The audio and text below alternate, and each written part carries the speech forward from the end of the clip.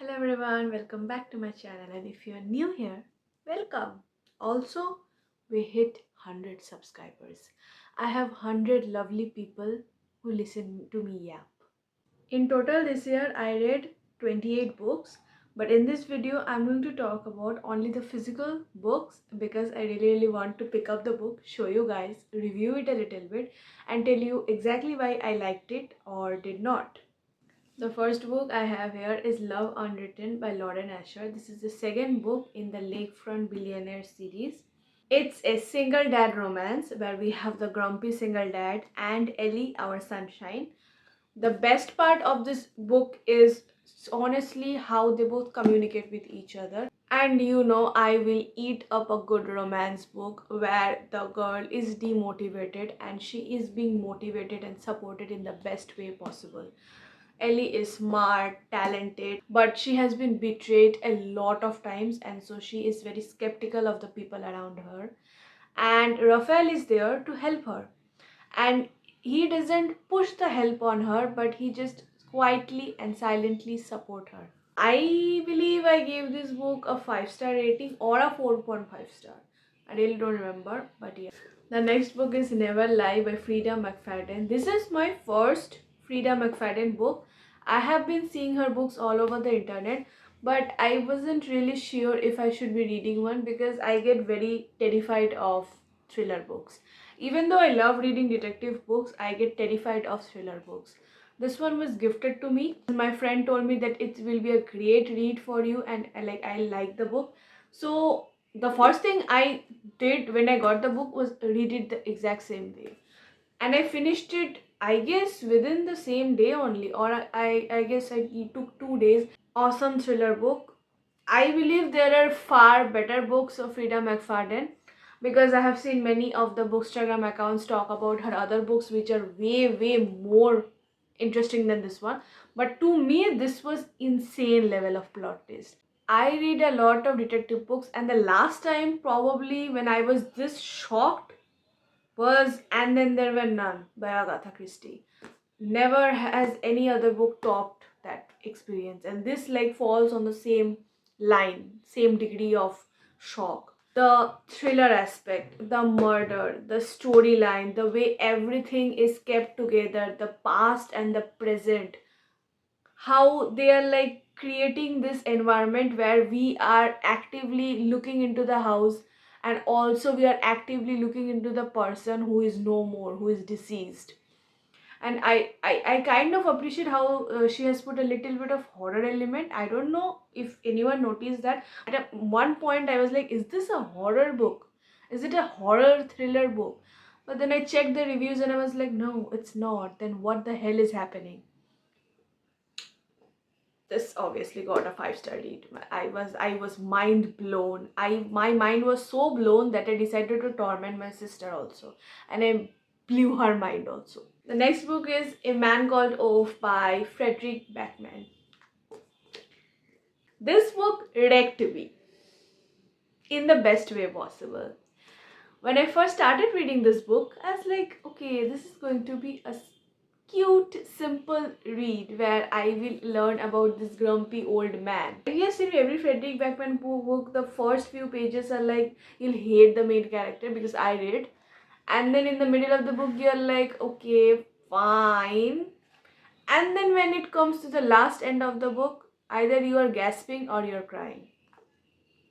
I cried a lot. Thanks to my friend on Bookstagram who suggested me this book. Because 5-star.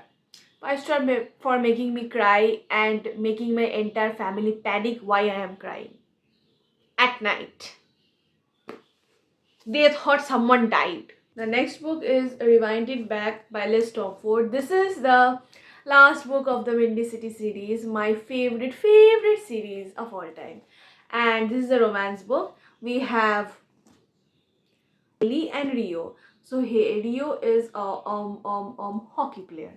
Rio is a hockey player and Haley is his first love. And they broke up due to some misunderstanding. After many years, they meet again. And so Haley kind of, like, they both did things they should not have done. So they both are really skeptical. Like Rio really wants to connect with Haley again, but Haley is a little skeptical and is not really sure if she should do that because she feels guilty for what she has done. So the story is basically Haley renovating Rio's house without knowing that it is Rio's house. And then when they meet on the first day, they're like, oh, damn. And then we see how Rio notices things, Rio remembers things, and Rio is still stupidly in love with Haley. 5 stars, just because it's the last book and it is the cutest book ever. I feel like most of my reads are 5 star this year because I did not really read many books. Metamorphosis by Franz Kafka. This has been on my shelf for 1 year and I finally decided to read it this year. Awesome book.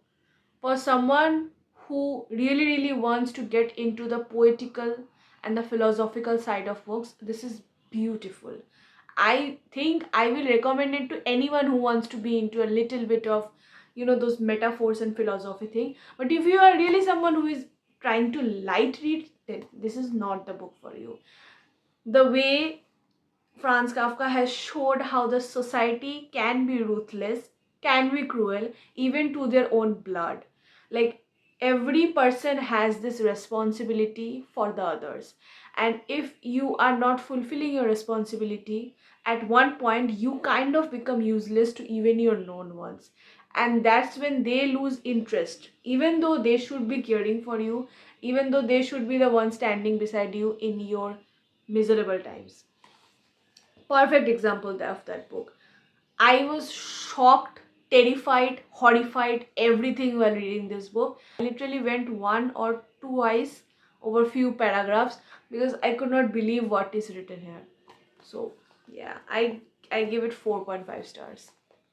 Next is The Fine Print by Lauren Asher. This compared to this is very like, I understand the appeal. I understand that there was this romance and how like the thing started. He is the CEO and she is a worker in the company.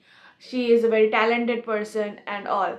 But I feel like there was something missing, like some element, the spark. I don't know what was missing, but something was missing. And how I can say that is because a month after reading this book, I did not even remember what I have read. So I don't know, really. And there is this a little bit of lying part. It's not really lying, but yeah, like he like hides his identity just to talk with her, and I feel like that's a bit, I don't know, it's weird. So yeah, I really did not like this book. I guess I gave it a 3.5 stars. But whatever I gave it, I believe it's a 3.5 stars. I really liked the other books of Lauren Asher more than this one. Next we have The Mystery of the Blue Train by Agatha Christie. Good book. I really like the detective like mystery part. I really liked how the plot twist happened. I especially liked how I did not even understand what was happening, but there was this confusion that created in my head because like I did not find the logical part of this book. But since it's an Agatha Christie book, I absolutely devoured it and I loved how the plot happened, how everything was perfectly kept in place, and how the connections were made. Everything was just fine. But there were a few like very minor elements that felt very superficial, and these minor elements were what made the entire mystery. So I felt like that was a bit. So this is a 4 star read for me. More Days at the Morisaki Bookshop. This is the book 2. The first book is Days at the Morisaki Bookshop, and this is by Satoshi Yagisawa. I love both the books. These books were my comfort reads when I was reading them. Like, honestly speaking, it was so beautiful, so well written, and it covered so many small elements of our everyday life that you almost feel like reading it again and again. And there were topics that were a bit heavy, and how they were used in the book. I felt like this book is a warm hug, and I'll recommend this book to anyone who asks me for a comfort read. This is a 5 star read for me. Next we have Cat Among the Pigeons by Agatha Christie. This book also had that aspect of theft. a murder due to theft. And I like murders which are done because of jealousy and, like, I need something and you have that thing, or you did this to me so I'm killing you. The theft part really just, oh, okay, yeah, logical. She had that and so she was killed. But honestly, the plot twist was insane. I feel like Agatha Christie's every book has insane plot twists, and every time I read those books, I try to like guess the killer, and I fail miserably. Like not even close. I think the last time I came close to guessing half of the plot was in Elephants Can Remember. I guessed half of the plot, but I could not guess the killer yet again. Four study 4 to 4.5. I really don't know why I did not like this book, but I feel like that is my personal opinion because I don't like theft related. Next we have The Wall by Marlene Haushofer. Ignore that disasters happen, don't judge me. This book was something that kind of got me into a reading slump, was all but also the exact book that got me out of the reading slump. This book is about this woman who goes to the Austrian mountains, and she gets stuck there. She is like separated from the entire world through by an invisible wall, and she has no idea what's happening. So she just tries to survive there and like waits for someone to rescue her while she takes care of a dog, a cat, a cow, a bull, yeah, animals basically. She hunts, she harvests, and that's how she survives. This book is how our human mind works, how when in isolation we start to realize that we really don't need certain things like our name, how we talk, what we wear, how we look, because there is nobody to look at you and judge you. You are just by yourself, and when you're by yourself you don't exactly have the chance to judge because you're in isolation and the only motive of your life is to survive. So when our survival instincts are max, we really forget how we look, and that's how the human mind works. So this woman like realizes that how she used to like beautify herself and do these kind of things, all those parlor and all those stuffs, but now she just doesn't care how she looks. Like when she stands in front of the mirror, she doesn't feel sad. She's like, okay, fine, what's gonna happen? Nobody's gonna look at me, and the animals I take care of, they love me, and that's what matters. I loved this book. Like it was just, you just read it mindlessly and you just realize how the human mind is changing through that entire 2 year time span. So this book doesn't have an ending. It's ambiguous. Like she is still working there, and the ending just shows her planning to wake up the next day and do these course. That's how the book ends. There is no ending whether she gets rescued or whether she dies there. It's really not mentioned in the book. I give this book a 4.5 stars. Five Little Pigs by Agatha Christie. This is the best Agatha Christie book I read this year. The gasp I gasped was insane. Like the ending was so there are 5 suspects, and when the murder happens, the person who was suspected was prosecuted, and like she ends up in jail, and then she dies there. But before dying, she writes this letter to her daughter, who is very young at that time. And so 12 years later, when her daughter is 20 or 21, she receives the letter finally, which was written to her by her mother. And she realizes that her mother was innocent, and she strongly believes that her mother is saying the right thing. So she goes to Hercule Poirot and asks his help. Now the murder has happened 12 years ago. No evidence left whatsoever.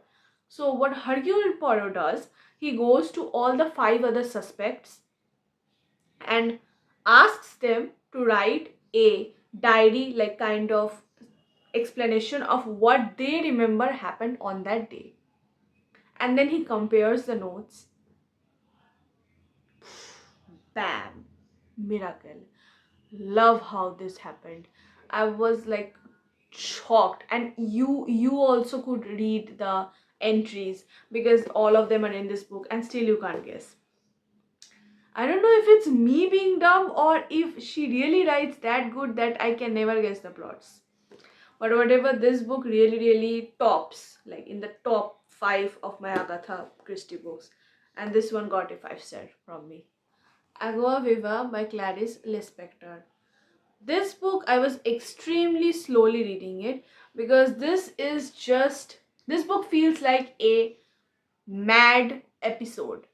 Like she went mad and she just kept writing until her hand hurts. And I really, really loved this book. I loved how she explained whatever was going on in her head. How every thought was just put in there in random order, no link whatsoever, and even though it was like that, it made sense. Also, this is the book that inspired me to start writing my own book, which I am currently working on. And honestly, I feel like I am going to love the book I am making. You need to read this book, and now I won't say that you must read this book, but if you are someone who is into the poetic parts of life, into how metaphors work, into the philosophical meaning, and into how your life can have so many thoughts and so many motives, then this is your book. The main concept of this book is how time just goes on. This instant where we are right now is in this instant only, and it immediately changes, so just everything goes, and so you need to let go. You can't just keep holding on this onto this instant. Next is Murder in the Muse by Agatha Christie. This is a collection of stories. There are 4 stories, and since they're short stories, I guess 2 of them are very predictable, but the other 2 were really good plots. But overall, I guess I gave this book a 4-star because they are short stories, and you know how in short stories they can't really form, like Agatha can't really form the twists and turns which she does in her novels. But if you are like really wanting to read something short by her and not really want to read a full novel, then this is the book for you. The next book is Heaven by Miko Kawakami. This, I guess, I read in the beginning of this year, and at that point, I got overly excited by how beautiful this book was explained. But as the time went on, I felt like there were a few things that were kind of annoying in the book, like how it was a bit annoying. Like the aspect of bullying was taken to such a degree that it felt a little superficial. I know that bullying can be extreme, but I just can't like put that kind of bullying in real life. And I don't know, but yeah, I kind of got annoyed because of the female character. I guess her name was Kojima. Yeah. So Kojima kind of annoyed me because she has these visions and she has these like rules of her life, and she wants to impose them on the boy. And the boy really doesn't want to do that. He wants to live his life like he is. So like those thoughts like cause fight between them, and I feel like Kojima, even though she has her own virtues, should not be putting them on someone who is not herself. So maybe that is the point of the book, because these two are like bonding and creating a friendship over the bond of terror, because they both are bullied in school, but they both are kind of broken, and two broken pieces are like they are like shattering each other and breaking each other apart. It has an ambiguous ending, so we really don't know what happens to Kojima after the ending. And that is, I guess, the part the readers like have to guess. Like, does she changes towns? Does she goes away? Does she comes back? Is she dead? I don't know, but yeah. I guess I gave this book a 4.5 star back then, but it's a 4-star read, 3.5 to 4, 3.75. The last paperback, like physical book I read this year is The 7 Year Slip by Ashley Poston. I actually started reading this book last year and finished it in this year because I was buddy reading it, and we both got very, very, very busy with our life, and we could not like finish it. We left it halfway, and then we decided to come back to it later. So that's what happened. And this is beautiful. This book is insane level. I was giggling the entire time. Like, we have that time, what is that called? This book has the time travel aspect, and oh my god, that's beautiful. So we have Lemon, or Clementine West, and there's this man, and I forgot his name, but there's the male protagonist. And so Clementine gets her aunt's apartment after her aunt expires, and so she starts living there. And her aunt used to say that the apartment is magical, but she never believed that. And then boom, one day there is this man in her house, and she's like traumatized. But then she realizes that he is in the past living in this house, and she is living in this house in future. So the apartment is basically bringing together the past and the present. So when she is in the apartment, she is with this guy, but when she goes to the real life, she is again in the present time. So she has no idea where the guy is or who that guy is, but we all know who that guy is, but she has no idea who that guy is. So that's how the romance works. Like in the past, in the apartment, they both are falling in love with each other, but when in the real world, he can't find her and she can't find him, and they both really really want to meet each other in the present time. But he doesn't know that the apartment does that, but she knows, and she has no idea how to correct this thing. So the main rule of staying in that apartment is to never fall in love, and that's what her aunt used to say. But she does fall in love, and so like now she has no idea what to do with it. 5 stars. I feel like I should reread this book just to giggle again. But yeah, 5 stars. There are 15 physical books I read this year, and I am honestly really proud of this because I did not get a single moment of silence in this entire year. I was like rushing everywhere. And I recently went to a new city for my master's, and the degree and the university is kind of killing me. So, and I also could not take all the books there, so I was just reading ebooks here and there. But I really missed reading a physical book so much because this is what makes me happy, opening a book and reading it. And so yeah, so 15 books is a lot, and I really really liked reading these books. So I hope I get to read more books next year, and I hope I get to read really special books and my favorite authors. Please release good books again. Liz ma'am, Liz Tomford ma'am, please. So that is it. Merry Christmas and Happy New Year.